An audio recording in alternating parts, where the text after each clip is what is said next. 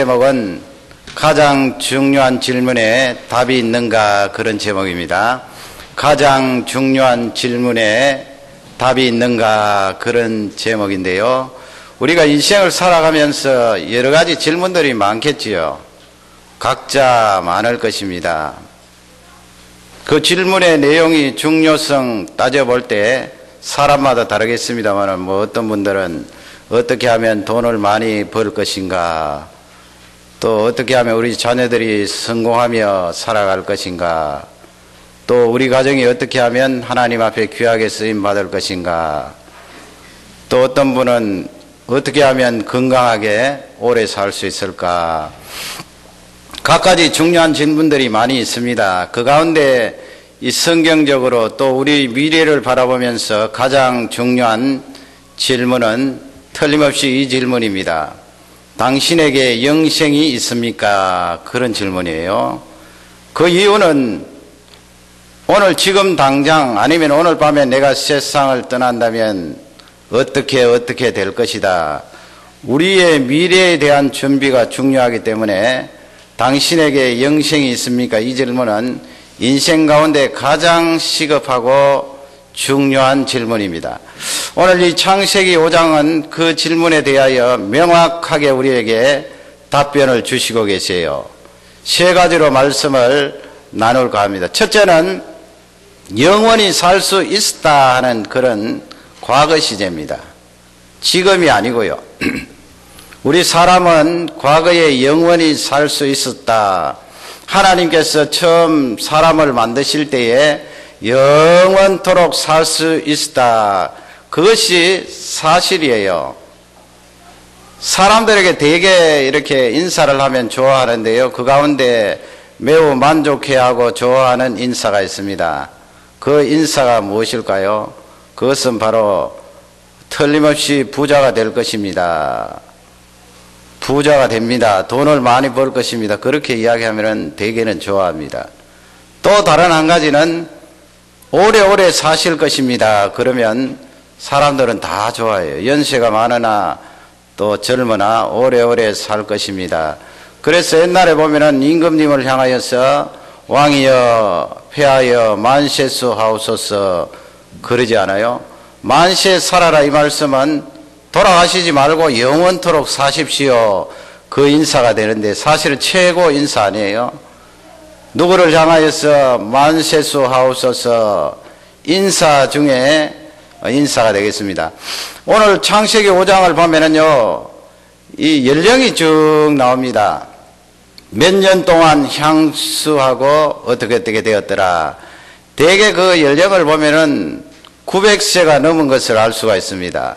여러분 상상이 갑니까? 우리 100세도 넘기기 어려운데 900몇 세 살았다 하면 가히 상상이 가지 않습니다. 이렇게 900몇 세가 넘었다는 말씀은, 이 말씀을 통하여 하나님께서 우리에게 간접적으로 주시는 메시지는 사람이 원래 영원토록 살 수 있었다, 그것을 간접적으로 가르쳐 주시는 말씀이에요. 27절에 보면은 그는 969세에 969세를 향수하고 죽었더라, 그렇게 되어 있는데, 거기 근원은 무두셀라입니다. 잘 아시는 대로 성경에 나오는 가장 장수한 사람이 누구인가? 바로 창세기 5장에 나오는 무두셀라예요. 자그만치 969세.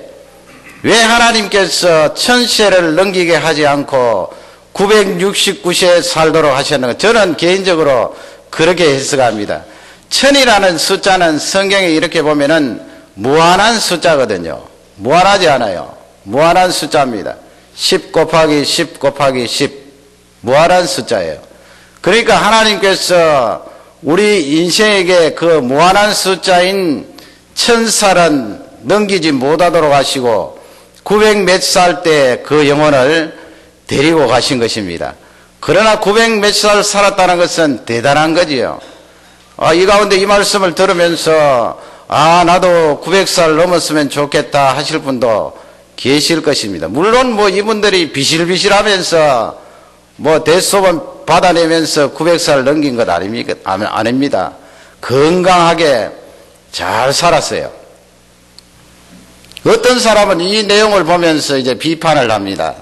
사람이 어떻게 100세를 넘기기도 어려운데 900살을 넘길 수가 있는가? 그래서 이렇게 계산을 해요. 여기에 나오는 900이라는 숫자는 달이다, 달. 한 달, 두 달 말하는 1개월을 말한다. 그러므로 900 나누기 1년 12개월이니까 12를 나누면 약 80이 됩니다. 80. 그러니까 실제 이 사람들은 900살 산 것이 아니고 사실상은 80살 살았을 것이다. 그러나 여러분 21절 보면은 이상한, 그 말에 대한 이상한 내용이 나옵니다. 21절 보시면은 에녹이라는 사람이 있는데요. 그 에녹이 몇 살 때 자녀를 낳았습니까? 무드셀라를 낳았는데 65세예요. 65세 나누기 12 하면은 몇 살이에요? 대충 한 5세 조금 넘어요. 5세. 그러면은 에녹은 무드셀라를 5세에 낳았단 말인가? 아무리 빠르고 신속하게 아이들이 성장했다고 해도 5세 때 어떻게 아기를 낳습니까? 그러므로 그 해석은 맞지 않고 실제적으로 그때 당시 사람들은 이 내용은 노아 홍수 이전입니다. 900세가 넘었음을 성경이 명확하게 우리에게 알려주고 있습니다. 그것은 원래 우리 사람은 하나님이 만드실 때 영생할 수 있었다. 영원토록 살 수 있었다는 것을 우리에게 알려주고 계시는 거예요. 원래 이 우리 몸은 세포로 되어 있잖아요. 잘 아시는 대로 이 세포가 나중에 노화가 되면 우리는 죽게 되는데 말이죠. 이 세포가 자꾸 재생을 한답니다. 그 재생해서 건강하게 자꾸 번식이 되는 세포를 간세포라고 그럽니다. 우리 몸속에 있는 간 말고요. 그렇게 세포가 각 기관마다 간이나 폐나 머리나 이 피부나 각 기관마다 세포가 있는데 그 세포가 자꾸 이렇게 번식을 하고 재생을 하는데 말이죠. 새로운 세포가 재생이 되면은 그 세포를 딸세포라고 그러는데 그 딸세포는 결국은 간세포가 되고 간세포가 된 그 세포는 또 번식을 하고 재생을 해서 딸세포를 낳고 딸세포가 또 간세포가 되고 이렇게 해서 우리 몸은 계속해서 살 수가 있는 것입니다. 창세기 1장에 보면은 저번에 살펴본 대로 하나님께서 이 지구를 만들어 놓으시고 물을 가르지 않았어요. 물이 있는 곳은 이 지구뿐입니다. 물을 가르칠 때에 이 궁창을 기준으로 궁창이라는 것은 하늘입니다. 하늘 이 대기권을 중심으로 대기권 위에 물이 있고 대기권 밑에 물이 있는데 대기권 밑에 물은 바로 바다입니다. 그러나 노아 홍수 전에는 대기권 위에 물이 있었습니다. 수증기층이 있었어요. 그 물입니다. 물층입니다. 이 물층 때문에 수증기층 때문에 지구는 온실이에요. 온실. 사람이 가장 잘 살 수 있도록 영원토록 살 수 있도록 온실의 역할을 했어요. 여러분 잘 아시는 대로 우리 몸에 해로운 광선들이 있습니다. 그 광선들은 결국은 우리 몸에 있는 이 세포가 더 이상 재생하지 못하고 죽도록 만드는 그런 역할을 하는 거 잘 아시죠?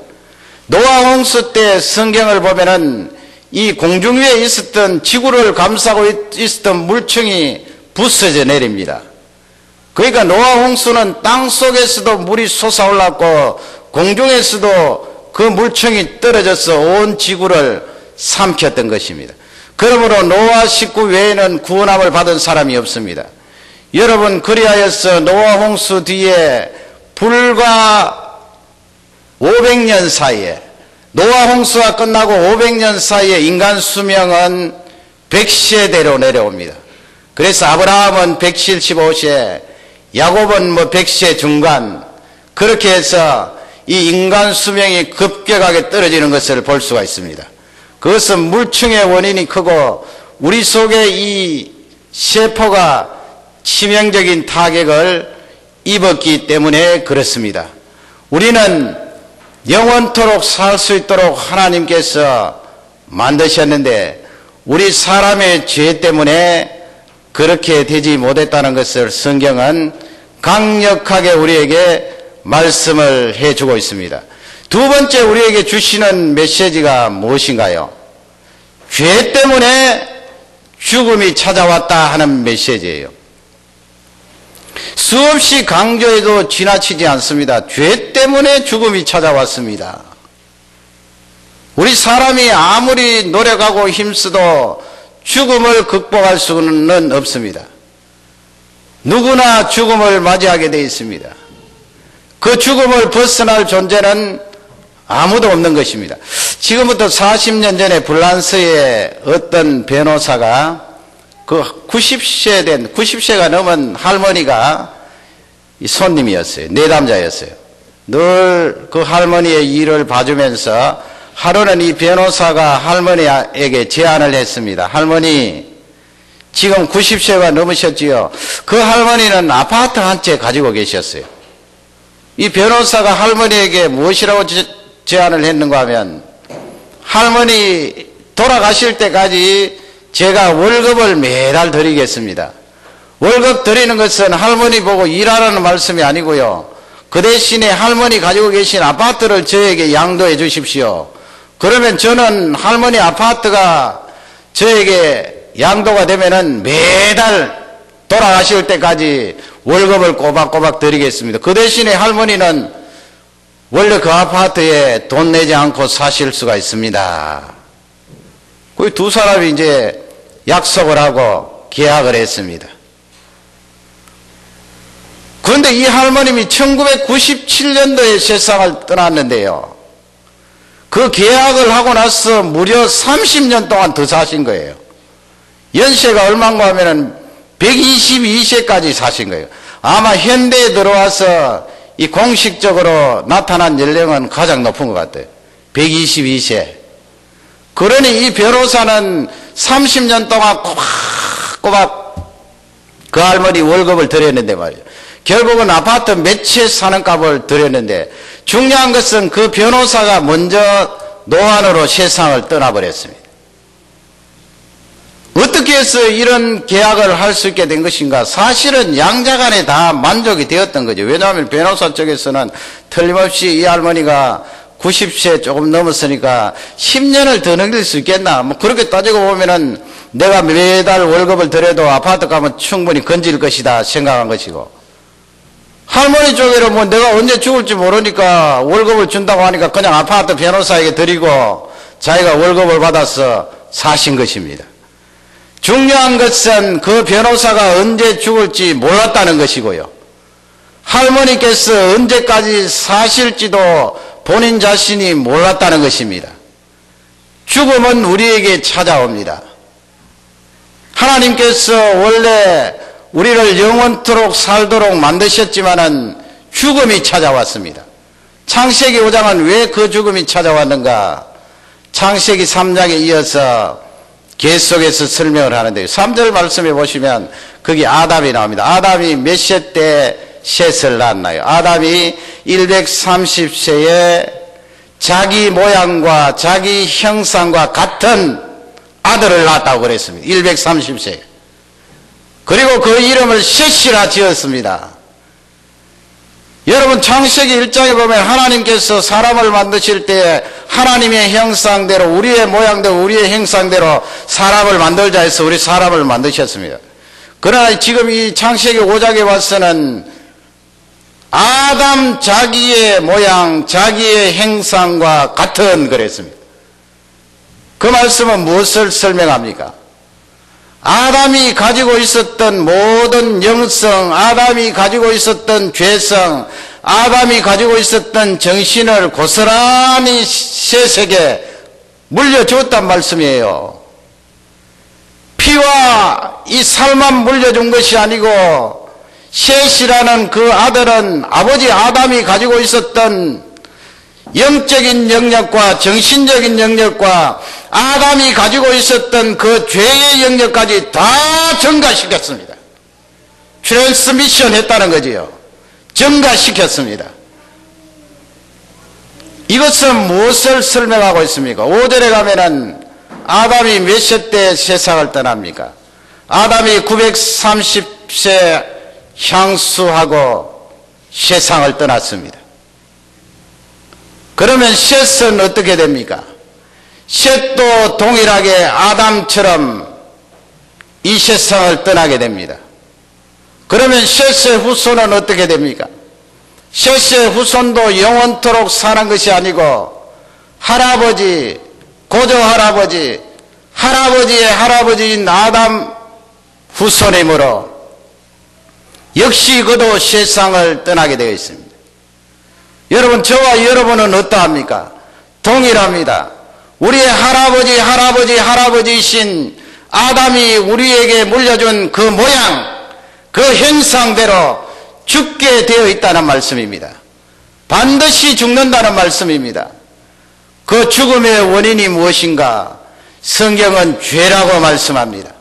본문에는 죄라고 나오지 않지만은 간접적으로 추론해보면 틀림없이 죄입니다. 그리고 다른 구절을 살펴보면은 그것은 죄라는 것을 성경은 잘 알려주고 있습니다. 이번에 천안함 사건 많은 기사의 내용이 있는데요. 그 가운데 제가 한 칼럼을 읽어봤는데 누구의 칼럼인가 하면 그 왜 저번에 우주 비행을 했던 이소연 자매, 그분 예수님 잘 믿는 분이거든요. 이소연 자매가 일찍 세상을 떠난 그 장면들을 안타까워하면서 슬픈 칼럼을 하나 실었는데요. 사람들이 이 이소연 자매에게 묻는다는 거예요. 너 어떻게 그렇게 우주선 그 대단히 위험하고 살아올지 돌아올지도 모르는데 겁이 나서 어떻게 우주선을 탔니? 물으면 그는 늘 그렇게 대답을 했다고 합니다. 아니, 내가 집으로 들어가는데 계단을 타고 올라서 집으로 들어가는데 아파트에 들어가는데 내가 죽을 줄 알고 들어가는 사람이 어디 있나? 나 우주선 계단을 타고 들어가면서 죽을 것이라고 생각하고 들어가지 않았다. 그냥 담담하게 우주선을 탔고 땅에 떨어지고 내려올 때도 정확하게 그 지점에 내려오지 않고 수백 킬로 떨어졌는데 나는 죽지 않고 살아 돌아왔다. 그러면 천안함에 탔던 장병들은 죽을 줄 알고 들어간다는 것입니다. 그들도 역시 배에 타기 위해서 계단을 타고 올라갔는데 그냥 담담하게 이번 항해도 무사하리라, 이번 항해도 반드시 승리하리라, 나의 임무를 마치리라 담담하게 탔는데 영원히 돌아오지 못했다는 안타까운 심정으로 그 칼럼을 적었습니다. 그리고 그 속에 담겨져 있는, 이분은 신앙인이니까 사상이 거기에요. 죽음에 대해서 두려워하지 않는다고 계속해서 살 수 있는가? 그러면 죽음에 대해서 두려워한다고 그러면 계속해서 살 수 있는가? 죽음은 두려워하고 두려워하지 않고 그 문제가 아니고 근본적으로 죽음에 대한 답은 하나님 말씀에 있고 그 죽음에 대한 해결책은 성경 말씀이 가르쳐준다는 귀한 말씀입니다. 성경은 우리에게 알려주고 있습니다. 왜 우리 인생에게 죽음이 찾아왔는가? 그 죽음은 바로 아담 하와가 지은 죄 때문이라고 말합니다. 나는 아담 하와 보지도 못했습니다. 그분이 누구인지도 모릅니다. 그럼에도 불구하고 결혼해서 태어난 우리 모두는 아담 하와의 모양이 우리에게 있습니다. 아담 하와 같은 모양이 있습니다. 아담 하와와 같은 형상이 있습니다. 그러므로 우리는 죄가 있습니다. 이 죄로 말미암아 죽음이 찾아왔던 것입니다. 마지막 세 번째로 우리에게 알려주시는 말씀은 무엇인가요? 세 번째 말씀은 영생이 있다 하는 메시지예요. 영생이 있습니다. 영생이 있습니다. 성경은 우리에게 영생이 있다고 수차 여러 차례 우리에게 강조하고 있습니다. 이 창세기 5장도 영생이 있다는 메시지가 가득합니다. 여러분, 그러므로 우리에게 죽음이 있다 해도 우리는 영생이라는 소망이 있습니다. 그 영생은 우리를 살립니다. 죽음은 아무것도 아닙니다. 그 영생으로 말미암아 우리는 영원한 행복을 누릴 수가 있습니다. 성경이 가르쳐 주시는 메시지는 그와 같습니다. 여러분, 이 과학이 발달될수록 성경과 이렇게 등지는, 성경과 반대되는 그런 인원들이 많이 나옵니다만은, 그러나 요즘 과학이 발달될수록 이 과학이, 이 사람들이 뭐 성경을 증명하려고 그렇게 연구하는 것은 아닌데, 어떻게 연구하다가 보니까 성경에 딱 들어맞는 것이 너무나 많아요. 보세요. 예수 그리스도께서 하나님의 독생자이시면서 이 세상에 처녀의 몸을 빌어서 탄생하셨잖아요. 남자의 전자 없이 탄생하신 분이 예수 그리스도이십니다. 그분은 죄가 없으세요. 그러므로 성령의 능력으로 탄생하셨어요. 그러므로 그분은 우리의 메시아이신데, 어떤 분은 말합니다. 에이구, 남자 여자가 결혼하지 않고 남자의 정자 없이 어떻게 사람이 태어날 수 있나? 아니요, 요즘 뭐 과학으로 지금 연구하고 조사하는 거, 체세포가 어떻고 줄기세포가 어떻고 충분히 할 수가 있잖아요. 과학도 할 수 있는데 하나님이 못 하세요. 하나님은 우리 사람을 만드신 분이에요. 정자를 만드신 분이에요. 난자를 만드신 분이에요. 그 자연의 법칙을 창조하신 분이에요. 그분이 그것도 못하면 무슨 하나님입니까? 우리 다 집어치우고 마음대로 살아도 되지요. 우리가 모시는 그분은 전능하신 하나님이기 때문에 우리의 절대자가 되고 우리의 신이 됩니다. 그분은 사람이 아닙니다. 그분은 창조주이십니다. 과학을 한번 보죠. 암이 걸리면은 요즘 방사선 치료를 많이 하지 않습니까? 요즘 뭐 이렇게 글을 읽어보면 한국이 참 많이 발달되는 것 같아요. 그러나 이 한국 사람들이 방사선 치료하면은 질에 겁을 많이 낸다는 것입니다. 그도 그렇듯이 이 방사선 치료라는 것은 어느 이 암이 걸린 악성 종양이 있는 그 부분에 이 방사선을 쬐어서 세포가 더 이상 정식하지 못하도록 만드는 것 아닙니까? 그렇게 한 부분에 그렇게 집중해서 조사를 하다 보니까 그 부분과 연관된 부분이 타격을 입습니다. 그러니까 멀쩡한 세포가 타격을 입어서 손상을 입는 경우가 있기 때문에 이 외국에는 사실 방사선 치료가 많이 확대되어 있는데 한국 사람들은 많이 꺼린다는 것입니다. 그래서 요즘은 이 의학물리학이라고 그래서 이 의사 선생님들이 의사의 기술로만 다 고치는 거 아니거든요. 예를 들면은 방사선을 쪼이는데 이 머리 같은 데는 암세포가 움직이지를 않는다는 거. 그것도 그렇듯이 이 암세포가 있으면 이 머리가 빙빙 돌아가는 건 아니거든요, 속에. 그렇기 때문에 이 머릿속에 방사선 치료를 할 때는 감마 라이프라는 그런 방법으로 치료를 하는데 그건 고정된 부분이기 때문에 그 부분에 집중적으로 방사선을 내리쬐면 되는 것입니다.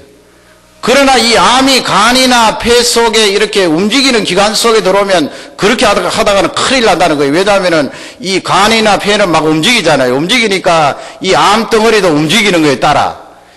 그러니까 이게 감마 나이프를 가지고 치료하면은 멀쩡한 세포를 건드리기 때문에 큰일 납니다. 그래서 사이버 나이프라는 그 방법으로 치료를 하는데 이렇게 암덩어리를 따라가면서 막 치료를 한다는 거예요. 굉장하지 않습니까? 우리 자녀들 이런 분야에도 과학을 열심히 해서 나가면 대단히 귀할 것 같아요. 의학, 물리학 귀하지 않습니까? 많은 생명을 살리는데요. 여러분, 우리 세포 가운데 영생하는 세포가 있습니까? 에이구, 목사님, 영생이 어디 있습니까? 영생이. 그런 비과학적인 이야기 하지 마시고 그렇게 말하실 분 계신지 모르겠는데요. 사실 과학적으로도 영생이 증명이 되는데요. 이 암세포는 영생하는 세포예요. 암세포를 가만히 놔두면 악성 종양이지만은 계속해서 정식을 한답니다. 그 세포를 헬라셀이라고 그러는데 이 헬라세포는 죽지 않아요. 그렇기 때문에 방사능 치료를 하잖아요. 더 이상 정식하지 못하도록 막 방사능을 가지고 치료하는 그 빛을 가지고 내리쬐니까 더 이상 정식하지 못해서 결국은 수명이 다하여서 죽게 되는데요. 그러나 가만히 놔두면 이 암세포 계속 자란다는 거예요. 계속 끝없이 자란다는 거예요. 그러면 여러분 한번 따져보세요. 하나님이 우리를 만드셨는데, 그 세포까지 하나님이 우리를 만드셨는데, 아니 악성 종양도 영생하면서 계속 번식해 나가는데 하나님께서 우리를 영생하게 할 수 없다고요? 천만의 말씀이에요.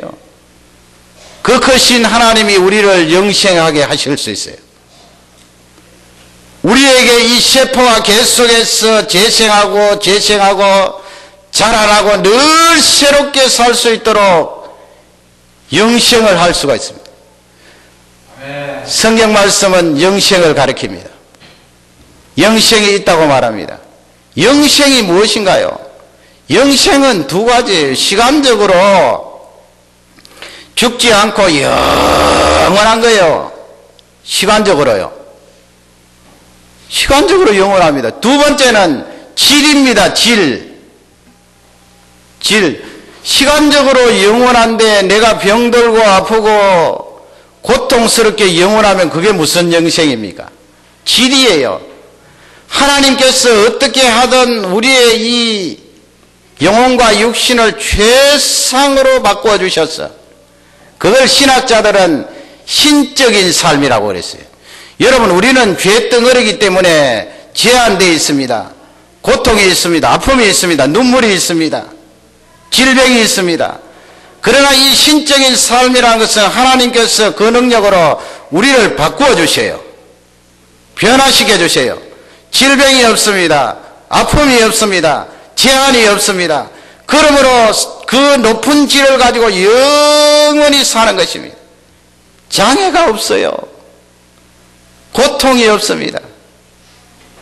구약시대 보면은 엘리야라는 선지자가 나옵니다. 그 엘리야 선지자는 여러분 잘 아시는 대로 갑자기 회리바람을 물론 갑자기는 우리 눈으로 볼 때 갑자기고 하나님께서 미리 계획을 다 하신 거죠. 회리바람을 불어서 이렇게 해서 그 엘리야가 회리바람을 타고 하늘나라로 올라가는데 말이죠. 그 우리 눈으로 보니까 사람들이 보니까 불말과 불수레를 타고 올라간다고 그랬어요. 거기 불이 등장하는 것은 하나님의 능력, 하나님의 임재를 말합니다. 그 엘리야가 어디로 올라갔습니까? 우리는 대개 1차원 하면은 점을 말하지 않아요. 점과 점 사이에. 아인슈타인이 상대성 원리를 발견하기 전까지는 1차원, 2차원, 3차원만 있는 줄 알았죠. 그런 4차원이 있다는 것이 증명되지 않았어요. 2차원은 평면입니다. 종입니다. 종이. 평면이에요. 3차원은 깊이가 있습니다. 육면체예요. 높이도 있고 가로 세로도 있고 깊이가 있습니다. 4차원은 무엇입니까? 높이도 있고 깊이도 있고 가로 세로도 있지만은 시간을 초월하고 공간을 초월하는 거예요. 그런 장소가 있다니까요. 우리 눈에 보이는 것은 2차원, 3차원이지요. 성경 말씀은 그 4차원이 있음을 우리에게 알려주고 있습니다. 수없이 강조하고 있습니다. 영생이 있습니다. 오늘 23절에 보면은 에녹이라는 사람이 등장합니다. 이 에녹은 몇 살까지 살았습니까? 365년을 향수하였더라 그랬습니다. 그런데 여러분 성경을 가만히 보면은 365세를 향수하였다. 다른 구절에 보면은 향수하고 죽었더라 그랬는데 23절 말씀에 보면 죽었더라는 말씀이 없어요. 뭐 어떻게 보니까 성경을 필사한 사람들이 죽었더라는 말을 뺐겠지. 아니에요. 전후 문맥을 보면은 죽었더라는 말이 의도적으로 하나님이 빼내신 거예요. 왜냐하면은 실제 죽지 않았기 때문에 그래요. 죽지 않았어요. 그냥 365년을 향수하였더라. 죽지 않았다는 말이 어디에 있습니까? 24절에 보면은 에녹이 하나님과 동행하더니 그랬지요. 하나님과 동행했습니다. 하나님이 그를 데리고 가심으로 세상에 있지 아니하였더라 그랬습니다. 그래서 이 에녹도 엘리야처럼 죽음을 맛보지 않고 4차원 세계로 이끌려간 것입니다. 성경이 그것을 말합니다. 그것이 여러분 영생 아닙니까? 영생이 있음을 실제적인 증거로 두 사람을 보여주시면서 나타내신 거예요. 죽지 않고 하늘로 이끌려 올라갔습니다. 거기 보면은 에녹이 하나님과 동행하더니 그랬습니다. 동행했다는 말씀은 걸어갔다는 게 하나님과 같이 걸어갔다. 아니 하나님은 창조주시오. 우리는 피조물인데 어떻게 하나님과 함께 걸어갈 수가 있습니까? 그것을 신약 성경은 이렇게 말합니다. 예수님이라는 분이 계십니다. 그분의 이름의 뜻은 임마누엘입니다. 임마누엘. 임마누엘이라는 말씀은 하나님이 우리와 함께 계시다라는 뜻입니다. 하나님이 나와 함께 계시다는 말씀은 나와 함께 걸어간다는 말씀입니다. 그래서 예수님은 우리를 향해서 내가 너희 안에, 너희가 내 안에 수없이 강조하셨어요. 연합이라 그러죠. 내가 너희 안에, 너희가 내 안에 하나님이 우리와 함께 하시니라. 예수님은 성자 하나님이십니다. 성부 하나님의 독생자이십니다. 그분이 마리아의 몸을 빌어서 성령의 능력으로 이 세상에 태어나셨습니다. 그분은 진짜 사람이 되셨습니다. 그러나 그분은 진짜 하나님이십니다. 성자 하나님이십니다. 그분이 우리와 함께 하시기 위하여, 그분이 나와 함께 걸어가시기 위하여 십자가를 지셨습니다. 왜 십자가를 지셔야만 합니까? 우리에게는 죄가 있습니다. 아담의 형상이 있습니다. 아담과 아담의 형상과 같습니다. 그것은 죄입니다. 그 죄를 가지고 하나님과 함께 걸을 수가 없습니다. 그러므로 예수 그리스도께서 나를 대신하여서 하나님과 함께 걸으실 수 있도록 하시기 위하여 십자가에 자기의 몸을 던지셨습니다. 십자가 위에서 죽으셨습니다. 완전히 죽으셨습니다. 거기서 끝난 것이 아니고 3일 만에 그분은 다시 살아나셨습니다. 그리고 40일 계시면서 제자들에게 말씀을 전하시고 40일 후에 에녹처럼 엘리야처럼 부활하신 몸으로 하늘로 올라가셨습니다. 지금도 그분은 하나님의 우편에서 우리를 위하여 기도하고 계시는 것입니다. 그러므로 이 예수 그리스도를 모시면 나에게 영생이 선물로 주어집니다. 그 영생은 공짜로 주시는 것입니다. 은혜로 주시는 것입니다. 돈 없어도 됩니다. 지식이 없어도 됩니다. 돈 없이 값 없이 나에게 나오라고 말씀합니다. 그분께 나아가기만 하면 그분은 영생을 선물로 주시고 우리는 그 영생을 선물로 받아 영원한 삶의 질을 누릴 수가 있는 줄 확신합니다. 여러분, 구약 성경에는 부활이 없습니까? 부활이 있지요. 에녹이 부활 아닙니까? 에녹은 죽지 않고 육신을 가지고 변형된 채로 하나님 나라에 갔습니다. 엘리야도 마찬가지입니다.